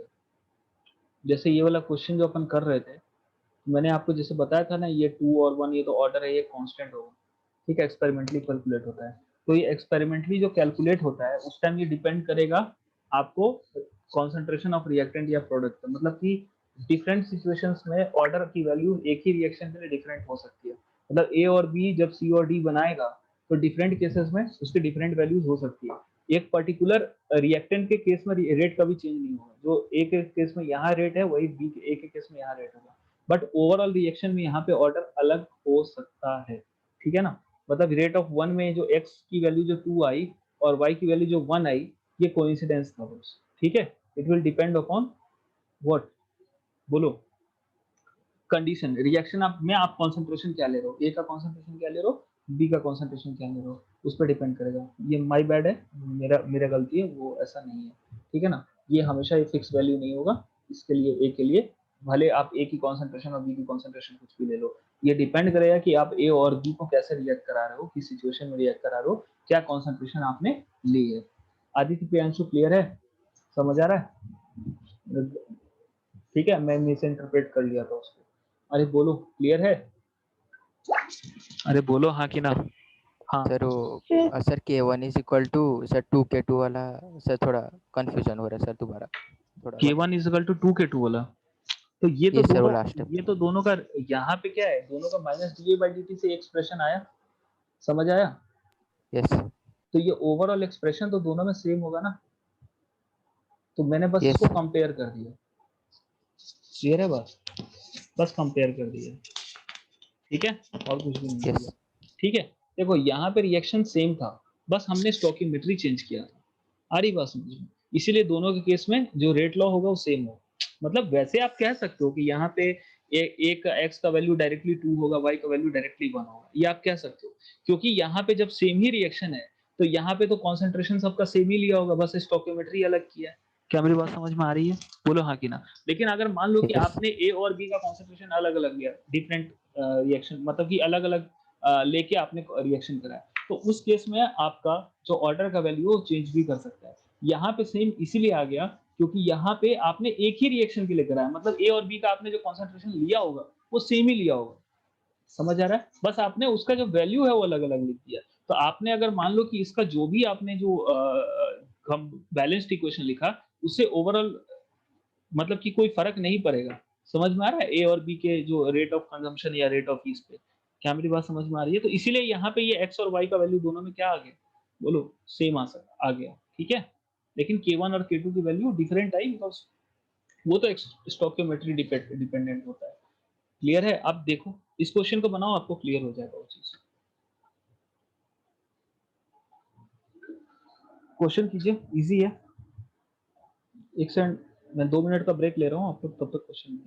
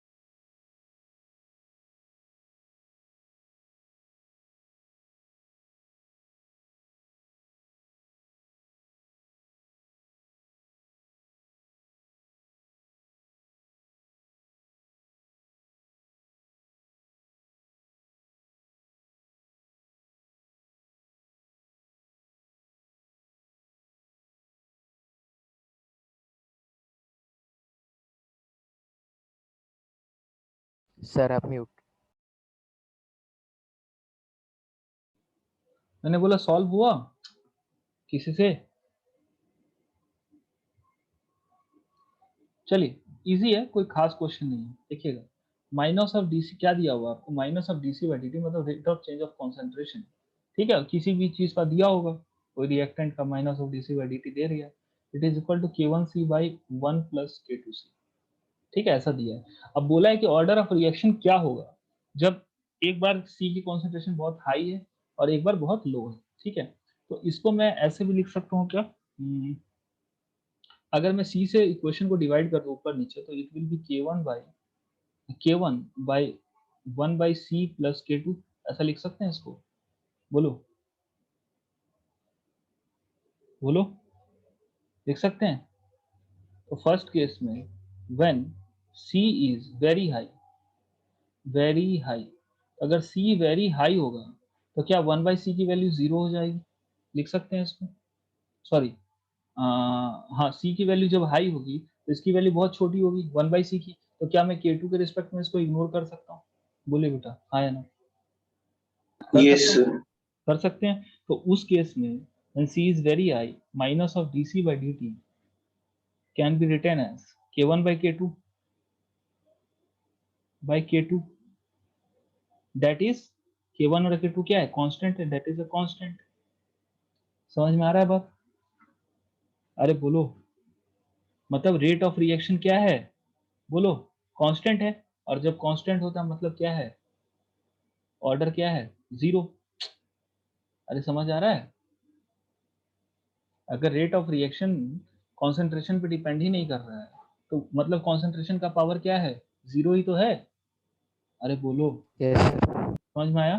ठीक है, उसी तरह अगर मान लो कि C का वैल्यू बहुत हाई है, when C is very low, C is very low, ठीक है, तो अगर C की वैल्यू बहुत लो है तो ये वैल्यू बहुत बड़ी आ जाएगी। क्या मेरी बात समझ में आ रही है? बोलो, आ रही है समझ में? ठीक है, या फिर ये छोड़ दो, आप इसी क्वेश्चन से भी कर सकते हो क्या, हाँ, इसी क्वेश्चन से भी कर सकते हो।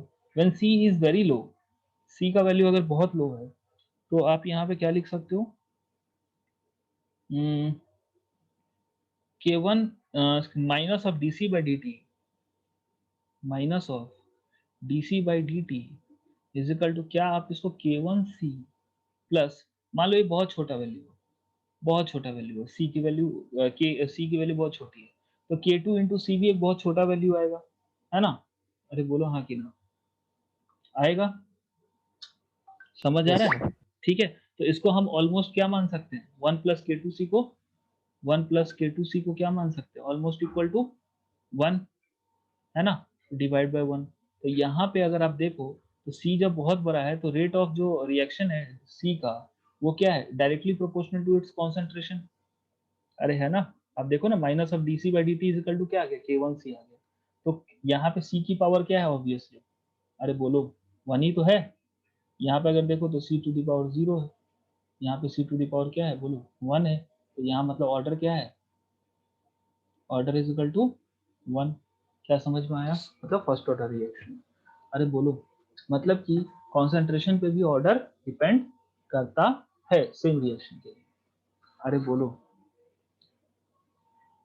ठीक है? जी ठीक है, यस चलो अब एक नया टर्म आपको इंट्रोड्यूस करते हैं, दैट इज मॉलिक्यूलरिटी। ये सब बेसिक टर्म्स है, ठीक है ना, बहुत बेसिक टर्म्स है, दैट इज मॉलिक्यूलरिटी। मैंने आपको एकदम सारी चीजें बता दी, ठीक है। इसको एक और तरीके से बताया जा सकता था कि देखो बेटा, ऑर्डर और ये एक्सपेरिमेंटल वैल्यू होता है और आप उसके लिए रेट लॉ लिखते हो, बस खत्म, वहीं पे इसकी कहानी खत्म हो जाएगी। बट आपको चीजें क्लियर होनी चाहिए ताकि किसी भी टाइप का क्वेश्चन आए तो आप उसको टैकल कर सको, ऐसा कोई एक्सेप्शन नहीं होना चाहिए, ये क्वेश्चन का टाइप नहीं पता, ये क्वेश्चन का टाइप नहीं पता, ठीक है। ओके, तो मॉलिक्यूलरिटी बेसिकली देखिए, सबसे पहले it is only defined for, it is only defined for, only defined for for elementary reaction. इसको किसके लिए डिफाइन किया जाता है, बोलो? एलिमेंट्री रिएक्शन के लिए। कॉम्प्लेक्स रिएक्शन के लिए कभी भी डिफाइन नहीं किया जाता। क्या मेरी बात समझ में आ रही है? बोलो बेटा हाँ कि ना, बोलो, क्लियर है? अरे है ना, यस सर। ठीक है, ओके, चलिए ठीक है। अब देखिएगा यहाँ पे मैं इसको कंपेयर भी कर दूंगा साथ में, तो एक साथ लिख देता हूँ, एक साथ थोड़ा सा कंपेयर भी कर लेंगे, ठीक है, एक ही topic. It is only defined for elementary reaction, ठीक है। अब बेसिकली मोलिकुलरिटी होता क्या है, मोलिकुलरिटी होता क्या है, elementary reaction and not for complex reaction, और कॉम्प्लेक्स या कॉम्प्लेक्सियोमेट्रिक रिएक्शन भी बोलते हैं उसको, कॉम्प्लेक्स रिएक्शन, कॉम्प्लेक्स रिएक्शन, ठीक है, ओके, ठीक है। Second point, no elementary reaction. What is molecularity, molecularity पहले लिख देता हूँ, उसका डेफिनेशन है, मोलिकुलरिटी इज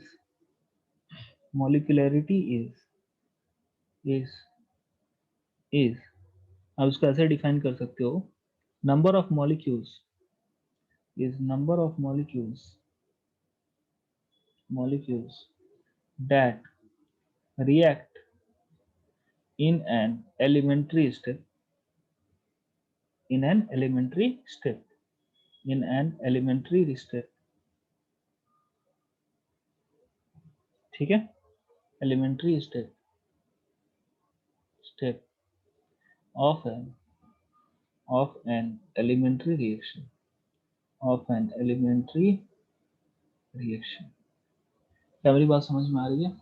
तो मोलिकुलरिटी क्या होता है बेसिकली, कि कितने मॉलिक्यूल्स एक साथ रिएक्ट कर रहे हैं। अब रिएक्ट कर रहे हैं मतलब क्या कर रहे हैं, कोलाइड कर रहे हैं during a elementary reaction, this is what molecularity, ठीक है। अब देखिए कभी भी एक साथ ऑलमोस्ट हम क्या मानते हैं कि कोई जो मॉलिक्यूल होता है वो बहुत छोटा होता है, तो उसको हम स्फीयर मानते हैं, समझ आ रहा है?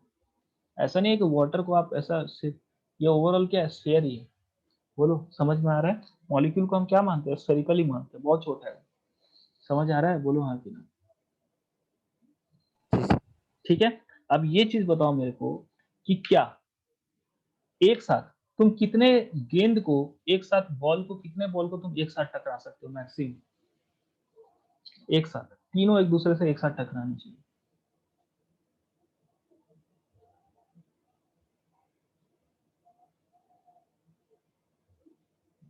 सर 3 कितना? 3 तीन। 3 क्या तीन से ज्यादा कोलाइड करवा सकते हो? Not sir. हाँ, अच्छा मान लो एक रूम में तुमने 1000 बॉल भर दी, 1000, ठीक है, और सब एकदम रैंडम मोशन कर रहे हैं, तुमको क्या लगता है क्या प्रोबेबिलिटी है कि एक ही इंस्टेंट पे तीन बॉल से एक साथ टकराएंगे?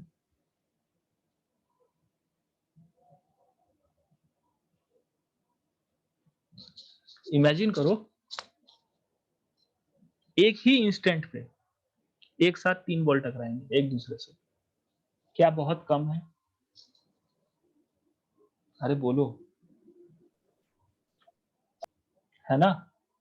नहीं है, यस सर। है ना, बहुत कम है, ठीक है। तो बेसिकली मॉलिक्यूलरिटी की जो वैल्यू है वो तीन से ज्यादा कभी भी हो नहीं सकती, मॉलिक्यूलरिटी की वैल्यू कभी भी तीन से ज्यादा हो नहीं सकती। नेक्स्ट पॉइंट हमारा यही है, नो एलिमेंट्री रिएक्शन, मॉलिक्यूलरिटी क्या है, कितने मॉलिक्यूल्स एक रिएक्शन में एक पर्टिकुलर इंस्टेंट पे आपस में टकराते हैं, या फिर हम इसको बोल सकते हैं क्या, molecularity number of molecules that react in an elementary step. React करने का मतलब सिंपल सा यहाँ पे क्या है, टकराना, ठीक है, that react in an elementary step. No elementary reaction is known is known in which molecularity is greater than is greater than 3। कोई दिक्कत? बोलिए, बोलो। Because of very low probability even की 3 भी बहुत कम होता है, ठीक है, क्योंकि तीन बॉल का भी टकराना क्या है, बहुत मुश्किल है, ठीक है, of near simultaneous collision, simultaneous collision, टेनियस collision, collision of more than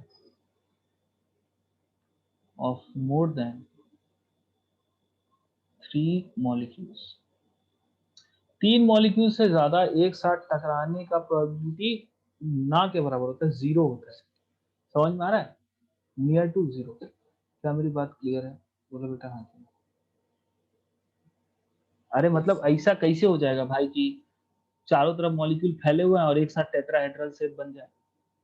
एक तीन इधर भी टकराए, एक इधर से आ रहा है, एक इधर से आ रहा है, एक इधर से आ रहा है, एक ऊपर से आ रहा है, एक नीचे से आ रहा है, तीनों एक साथ मिले, पांचों एक साथ मिले, बहुत मुश्किल है। क्या मेरी बात समझ में आ रही है? नियर टू इम्पॉसिबल है। ठीक है, और आज तक ऐसा कोई रिएक्शन हमको मिला नहीं है जिसमें 3 से ज्यादा मोलिकुलरिटी। वैसे तो टच करने के लिए टेट्राहेड्रल में कितने टच करते हैं एक साथ? अरे बोलो बोलो, मतलब सॉरी टेट्राहेड्रल नहीं, नहीं टेट्राहेड्रल में भी क्या कितने टच करते हैं एक साथ? तो 4 ही होते हैं। अरे ठीक है, अरे बोलो, ऑक्टाहेड्रल में एक साथ कितने होते हैं? तो 6 6 होते हैं। ठीक है, लेकिन उसमें भी अगर ऑक्टाहेड्रल में अगर मैं देखूं, ठीक है, तो 1 2 3, ऑक्टाहेड्रल में भी क्या होता है? 1 2 3, एक ऐसे और फिर उसके ऊपर एक ऐसे, मतलब इससे जो वर्ड बनता है। ठीक है, तो इसमें भी जो सारे मॉलिक्यूल्स होंगे, 1 2, ये नीचे वाले को ऊपर वाला टच कर रहा है, ठीक है, ये इसको सर इसमें तो सारे टच नहीं करेंगे ना। किसमें? सर अगर ऑक्टाहेड्रल वर्ड हाँ हाँ टाइप का वो हाँ होगा हाँ, ऑक्टाहेड्रल में क्या होगा? उसमें भी मैक्सिमम एक साथ कितने टच कर सकते हैं? 4 1 5 टच कर सकते हैं, उससे ज्यादा टच नहीं कर सकते। किस केस में 5 टच कर सकते हैं? जब ऑक्टाहेड्रल वर्ड इस टाइप से बना, 1 2, नहीं इस केस में 5 भी नहीं कर सकते, इसमें भी 5 नहीं कर सकते। ठीक है, इसमें भी 5 नहीं कर सकते। जैसे मान लो कि अगर मैं इसको देखूं तो ये एक साथ कितने से टच हो रहा है? 1 2 3 4 से टच हो रहा है। अगर इसको भी मैं देखूं तो इससे टच हो रहा है, इससे टच हो रहा है, इससे टच हो रहा है, नीचे वाले से। इस केस में भी मैक्सिमम 4 ही है। क्या मेरी बात समझ में आ रही है? अरे बोलो हाँ कि ना। लेकिन ये भी एक अरेंजमेंट है मॉलिक्यूल्स का, लेकिन रियल लाइफ में एक साथ 4 टकराना इम्पॉसिबल है। मैक्सिमम 3 टकरा सकते हैं, जिसकी प्रोबेबिलिटी बहुत बहुत बहुत बहुत कम है। क्या मेरी बात समझ में आ रही है? बोलो बेटा सब हाँ कि ना। जी सर। टेट्राहेड्रल को 2 टाइप से डिफाइन किया जा सकता है, पता है ना? 1 2 3 और फिर 1 2 3। एक तो ये हो गया, है कि नहीं, और एक दूसरा ये 4 बीच में, एक ऊपर और एक नीचे। अरे ठीक है,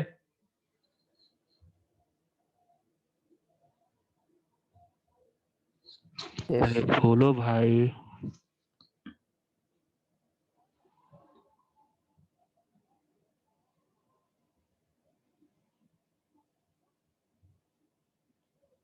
क्या सब भूल भाल गए यस क्या? सर। सॉल्यूशन भी भूल गए सब?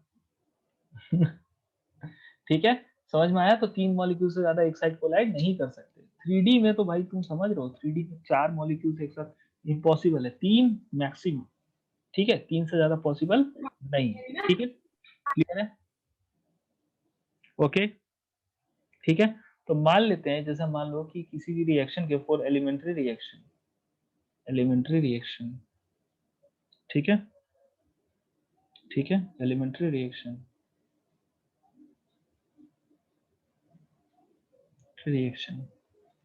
ठीक है, फॉर एलिमेंट्री रिएक्शन। ये मैंने बता दिया कि एलिमेंट्री रिएक्शन में ऑर्डर का वैल्यू जो होता है वो इसके इक्वल हो सकता है, ये बता चुका हूँ। यस सर पता। हाँ बता चुका हूँ, ठीक है। फॉर एलिमेंट्री रिएक्शन मान लो दिया हुआ है A plus B gives products, मान लेते हैं प्रोडक्ट्स, ठीक है। तो यहाँ पे जो इसका मान लेते हैं रेट है, वो क्या हो जाएगा? बोलो क्या लिख सकते हैं उसको? a to the power a into B to the power b। और ओवरऑल ऑर्डर क्या हो जाएगा रिएक्शन का? Where a and b are stoichiometric coefficient. Why? Because it is a elementary reaction, and elementary reaction, बोलो बोलो क्या होता है, एलिमेंट्री रिएक्शन स्टोइकियोमेट्रिक कोएफिशिएंट और ऑर्डर क्या होता है, बोलो सेम होता है। अरे बोलो हाँ कि ना, क्लियर है। अब देखिए बेटा एक चीज, यहाँ जो ये a प्लस बी है ना, ये इसकी जो वैल्यू है ये 1 हो सकती है, 2 हो सकती है, 3 हो सकती है, इससे ज्यादा ये हो नहीं सकता। क्या मेरी बात समझ में आ रही है? क्योंकि एक साथ 3 मॉलिक्यूल से ज्यादा रिएक्ट करेंगे, इसकी प्रोबेबिलिटी क्या है, बोलो ना के बराबर है। अरे बात समझ में आई? Yes sir. ठीक है, ओके चलो। तो a प्लस बी का वैल्यू कितना होगा, 1 2 या ओवरऑल ऑर्डर ऑफ रिएक्शन। ठीक है, अब देखिएगा वाइल जो ऑर्डर है बेटा वो दोनों के लिए डिफाइन होता है। While the order is defined for, ठीक है, is defined for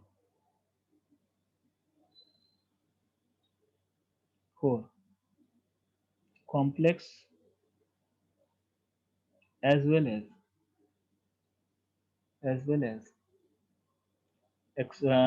elementary reaction and always calculated experimentally by, is always experimentally calculated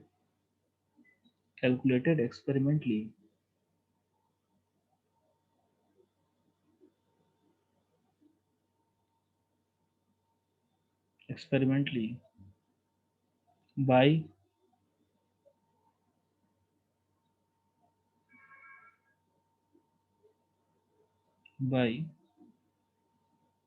क्या लिखा है मैंने, while the order is defined for complex as well as elementary reaction and always calculated experimentally,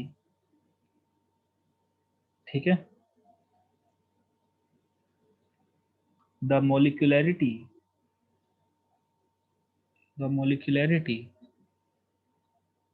is determined by एक second मुझे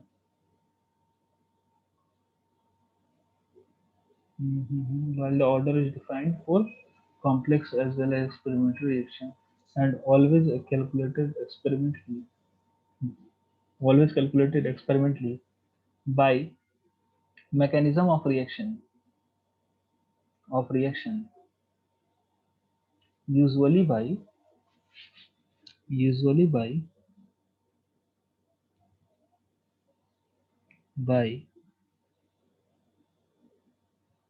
usually by the slowest step known as rate determining step, जिसको अपन RDS भी बोलते हैं। देखा है organic chemistry में RDS लिखा हुआ, देखा है कि नहीं देखा है कभी, हाँ या ना बोल दो। Yes sir. देखा है ना। बेसिकली देखिए RDS क्या होता है, जैसे मान लो एक रिएक्शन 3 स्टेप में होता है, तो सारे जो स्टेप होते हैं वो फास्ट नहीं होते या सारे स्टेप स्लो होते हैं। जो सबसे स्लो स्टेप होता है ना, उसी पे डिपेंड करता है कि पूरा का पूरा रिएक्शन का रेट क्या होगा। जो फास्ट हो गया वो इंस्टेंटेनियस, उसका रेट पे ओवरऑल रेट का कोई फर्क नहीं पड़ता है। तो इसीलिए बोला गया है कि जो कॉम्प्लेक्स रिएक्शन जो होता है उसमें जो ऑर्डर निकाला जाता है एक्सपेरिमेंटली, वो मैकेनिज्म से निकाला जाता है। और मैकेनिज्म में किससे निकाला जाता है, usually by the slowest step of the reaction. क्या मेरी बात समझ में आ रही है? अरे बोलो, अगर आपको स्लोएस्ट स्टेप दिया हुआ है आप इसके स्टोइकियोमेट्री से भी ऑर्डर ले सकते हो, नहीं तो आपको ओवरऑल तो भाई कॉम्प्लेक्स रिएक्शन का थ्रू एक्सपेरिमेंट तो आप निकालते ही। क्या सारी बात समझ में आ रही है? बोलो हाँ कि, अरे बोलो ठीक है, बोलो यस सर।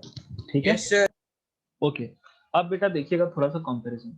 अच्छा, मॉलिक्यूलैरिटी की अगर बात की जाए तो मॉलिक्यूलैरिटी जो बेटा थ्योरेटिकल वैल्यू है, ये किसके लिए लिखा जाता है, सिर्फ एलिमेंट्री रिएक्शन के लिए। और एलिमेंट्री रिएक्शन में कितने मॉलिक्यूल्स एक साथ रिएक्ट कर रहे हैं, क्या ये हमें कोई भी रिएक्शन में स्टोइकियोमेट्री से पता लग जाता है ना देख के? अरे बोलो, अरे बोलो, एलिमेंट्री रिएक्शन में कितने मॉलिक्यूल्स आपस में रिएक्ट कर रहे हैं वो किससे पता लग जाता है, बोलो? अरे जो उसका स्टोकियोमेट्रिक कोफिशिएंट होगा उसका मतलब वही तो होता है ना, दो मॉलिक्यूल्स इसके, एक मॉलिक्यूल इसके साथ रिएक्ट कर रहा है, या ए मॉलिक्यूल्स इसका इसके दो मॉलिक्यूल्स के साथ रिएक्ट कर रहा है। तो एक्सपेरिमेंट जब आपको ये चलता है, क्या बोलते हैं, एलिमेंट्री रिएक्शन होता है, तो वहां जो ए या बी की, क्या बोलता हूँ उसको, क्या मैं बोल रहा था, ठीक है, जो वैल्यू होती है वही आपको उसी का जो सम होता है वो आपको क्या हो जाता है, बोलो, मॉलिक्यूलैरिटी हो जाता है। देखिए ना, ए और बी क्या हो सकता है, 1 2 या 3 हो सकता है। क्या मेरी बात समझ में आ रही है? अरे बोलो Yes, हाँ sir. कि ना, Yes, समझ sir. आ रहा है? ठीक है। अब बोलोगे सर स्टोकियोमेट्रिक कोफिशिएंट तो 5 या 10 भी हो सकता है। तो अगर आपको मिनिमम किसी भी रिएक्शन को बैलेंस करने में, अगर आप मिनिमम बैलेंस कर रहे हो, ठीक है, और फिर भी स्टोकियोमेट्रिक कोफिशिएंट 4 आ रहा है या 5 आ रहा है, तो इसका मतलब समझ जाना वो कभी भी एलिमेंट्री रिएक्शन हो ही नहीं सकता। एलिमेंट्री रिएक्शन में सम ऑफ कोफिशिएंट 3 से ज्यादा कभी भी नहीं आएगा, क्योंकि 3 से ज्यादा मॉलिक्यूल एक साथ कभी टकरा ही नहीं सकते। कॉम्प्लेक्स रिएक्शन में 5 10 15 कुछ भी आ सकता है, उसके लिए कोई बात नहीं है, लेकिन वहां जो 5 10 15 वो कॉम्प्लेक्स रिएक्शन का स्टोकियोमेट्रिक कोफिशिएंट है, और उसका कितने मॉलिक्यूल्स टकरा रहे हैं उसको देख के हम बता नहीं सकते। क्या मेरी बात समझ में आ रही है? जनरल भाषा में स्टोकियोमेट्रिक केस में बोल देते हैं इसका 5 मोल इसका 10 मोल के साथ रिएक्ट करेगा, वो बात अलग है, बट एक पर्टिकुलर इंस्टेंट पे कितने मोल एक साथ टकरा रहे हैं वो हम बता नहीं सकते। क्या मेरी बात समझ में आ रही है? बोलो बेटा हाँ कि ना। Yes, ठीक है, Yes, कभी भी sir. अगर आपको 3 से ज्यादा दिखे एकदम समझ जाना वो एलिमेंट्री नहीं है, कॉम्प्लेक्स ही। अगर 3 या 3 से कम दिखे तो फिर आप बता नहीं सकते कि एलिमेंट्री है कि कॉम्प्लेक्स है। एलिमेंट्री भी हो सकता है और कॉम्प्लेक्स भी हो सकता है। ठीक है, चलिए मैं एक साथ एक बार कंपैरिजन लिख देता हूँ सबका, ही अलग अलग लिखने से कोई फायदा नहीं है। ठीक है, तो मॉलिक्यूलैरिटी और इसका कंपैरिजन लिख देता हूँ एक बार। कंपैरिजन एक तरफ हमारा होगा मॉलिक्यूलैरिटी ऑफ रिएक्शन, मॉलिक्यूलैरिटी, और एक तरफ हम ले लेते हैं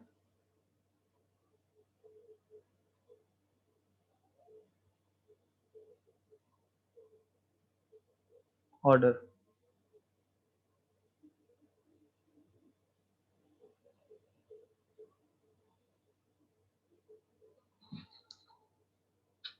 ठीक है, पहली चीज मॉलिक्यूलैरिटी क्या होता है, defined as number of molecules taking part in a chemical elementary reaction,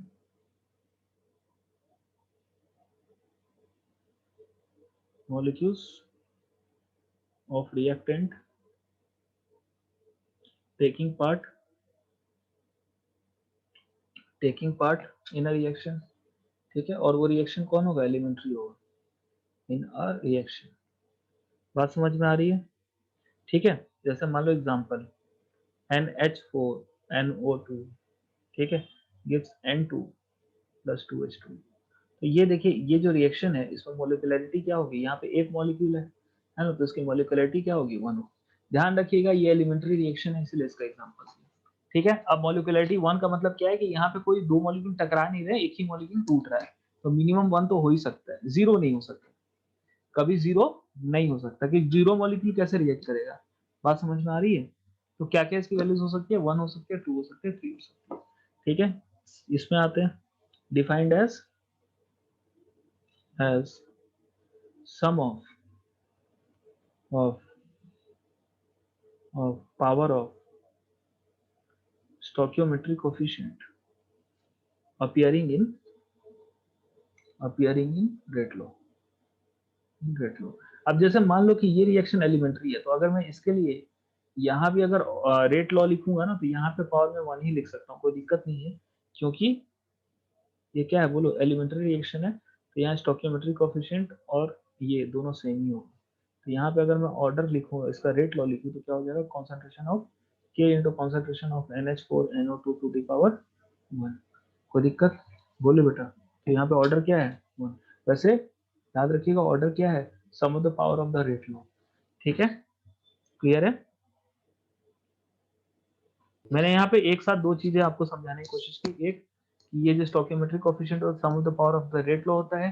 ठीक है, जैसे यहाँ 1 है तो 1। दूसरी चीज ये समझाने की कोशिश की कि यहाँ पे अगर एलिमेंट्री रिएक्शन है तो आपका जो ऑर्डर ऑफ रिएक्शन होगा स्टोइकियोमेट्री के इक्वल होगा, और यहाँ पे जो स्टोइकियोमेट्री एलिमेंट्री रिएक्शन के केस में वही आपका मॉलिक्यूलैरिटी भी होता है। इसीलिए हमने यहाँ भी लिखा कि a प्लस बी का वैल्यू 1 2 या 3 से ज्यादा नहीं हो सकता। अरे बोलो, क्लियर है? यस जी ठीक है, चलो नेक्स्ट में आते हैं। सेकंड चीज, ठीक है, it is always a whole number. ये हमेशा होल नंबर होगा, क्योंकि आधा मॉलिक्यूल थोड़े ना टकराता है कभी। वो तो हम लिख देते हैं बैलेंस करके आधा H2 plus half O2 is equal to H2, लेकिन एक्चुअली में कभी आधा मॉलिक्यूल थोड़े ना टकराएगा। It is always a whole number. It can't be, it can neither be zero और फ्रैक्शनल। ना जीरो हो सकता है ना फ्रैक्शनल हो सकता है। एक काम करता हूँ, इसको होल नंबर की जगह क्या लिख देता हूँ? अरे बोलो। नेचुरल। बहुत अच्छा, ठीक है। सेकंड यहाँ पे देखिएगा, ये जीरो भी हो सकता है, इसको कोई कुछ दिक्कत नहीं है। ये निगेटिव भी हो सकता है, देख चुके आप। ये पॉजिटिव भी हो सकता है, ये फ्रैक्शनल भी हो सकता है। क्या मेरी कोई बात समझ में आ रही है? बोलो बेटा, हाँ कि ना? कोई दिक्कत? ठीक है।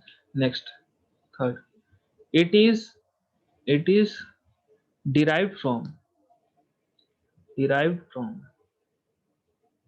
RDS of in the mechanism of reaction, in the mechanism of reaction.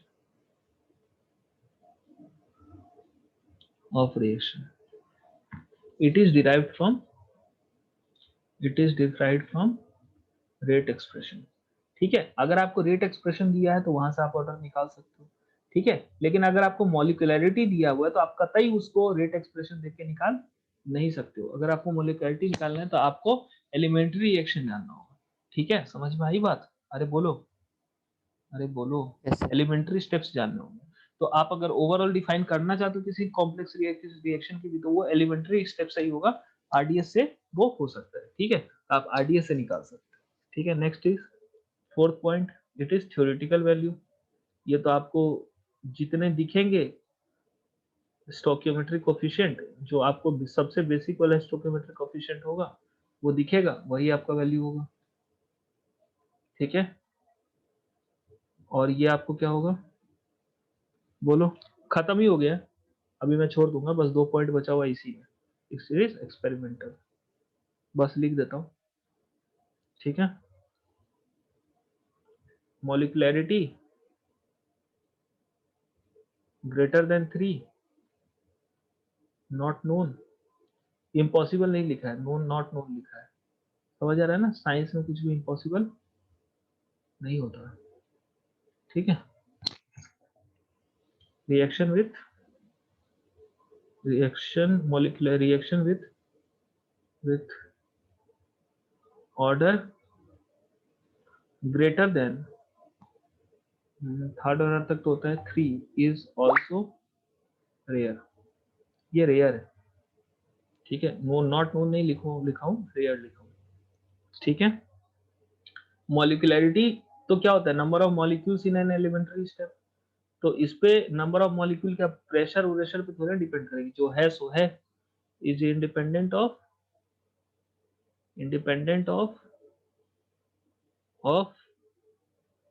Pressure and temperature and order. क्या होता है? कंडीशन पे डिपेंड करेगा, reaction condition. Order is dependent on किस कंडीशन में आप रिएक्शन करा रहे हो, उसी पे तो डिपेंड करेगा ना कि कौन किस रफ्तार से रिएक्ट कर रहा है। On concentration, on pressure and temperature, ठीक है। तो ये इसके कुछ बेसिक अंतर है, सारे अंतर मैंने लिख दिए हैं, ठीक है। अब इसके बाद नेक्स्ट क्लास में हमको जो हमारे सिलेबस में 2 टाइप के ऑर्डर ऑफ रिएक्शन, एक है जीरोथ ऑर्डर और एक है फर्स्ट ऑर्डर। लेकिन हम सेकंड ऑर्डर को भी थोड़ा सा देखेंगे, डेरिवेशन वगैरह सेकंड ऑर्डर और थर्ड ऑर्डर का, और इसीलिए देखेंगे। तो नीट के लिए जरूरी नहीं है, बट जेईई एडवांस से क्या होता है, बहुत बार कॉम्प्रिहेंशन के टर्म में आपको समझा देगा सेकंड ऑर्डर और उसका क्वेश्चन दे देगा, जबकि वो सिलेबस में नहीं है, ठीक है। तो उसके पास कंपल्शन हो जाता है बनाना, इसलिए पहले से ही अगर आएगा तो अच्छा रहेगा। तो कुछ नहीं है, सेकंड ऑर्डर और थर्ड ऑर्डर भी कुछ नहीं है, बहुत इजी है, आराम से आपको समझ में आ जाएगा। तो आज के लिए आप लोग का कंटेंट भी बहुत ज्यादा होगा, 3.5 घंटा केमिस्ट्री पढ़ लियो, ठीक है। तो बहुत ज्यादा चीजें कलेक्शन हो गई है, तो कंफ्यूजन ना हो, इसलिए सबसे बेस्ट है कि आप इसको घर पे जाके कम से कम 2 बार नोट्स को अच्छे से, एक बार आज और एक बार कल, कृपया रात में एक बार आज पढ़ लीजिएगा और एक बार कल पढ़ लीजिएगा। अगर आज नहीं पढ़ पाते तो कल किसी भी हाल में पढ़ लीजिएगा। क्या मेरी बात समझ में आ रही है? नहीं तो फिर खिचड़ी बन जाएगा। अरे बोलो, समझ आ रहा है सबको मैं क्या बोल रहा हूँ? यस क्योंकि आज Yes, जो sir. अमाउंट ऑफ डाटा गया है वो बहुत ज्यादा हो गया है। ठीक है, जनरली आप लोग की जो टेकअप करने की जो कैपेसिटी है उससे ज्यादा हो गया है। ऐसा नहीं है, लोग तो 4-4 घंटा क्लास करते हैं, ऐसा कुछ नहीं है। ठीक है, लेकिन फिर भी जनरली जो कैपेसिटी है उससे ज्यादा हो गया। जनरली 1.5 घंटे की होती है, 3.5 घंटा, तो कोई दिक्कत नहीं है उसके लिए। लेकिन आप फिर भी एक बार रिवाइज कर लोगे तो आपको चीजें फिर इन फॉल इन लाइन हो जाएंगी, ऑर्डर में आ जाएगा सारी चीजें। ठीक है, कोई दिक्कत? बोलो, सबको समझ में आ रहा है? सर हाँ बोलो। सर थर्ड पॉइंट फिर से एक्सप्लेन कर देंगे? Third point yes next class में करता हूँ, आज फिर आप लोग की क्लास है ना, कर लो। ठीक है, ओके ठीक है, चलो। थर्ड पॉइंट में कुछ नहीं है वैसे, ये आरडीएस से डिनर नेक्स्ट की क्लास में बताता हूँ अच्छे से, ज्यादा अच्छी तरह क्या है। ठीक है, ओके, चलिए, that is all for the day. Thank you very much. Thank you sir. Thank you sir. Thank you.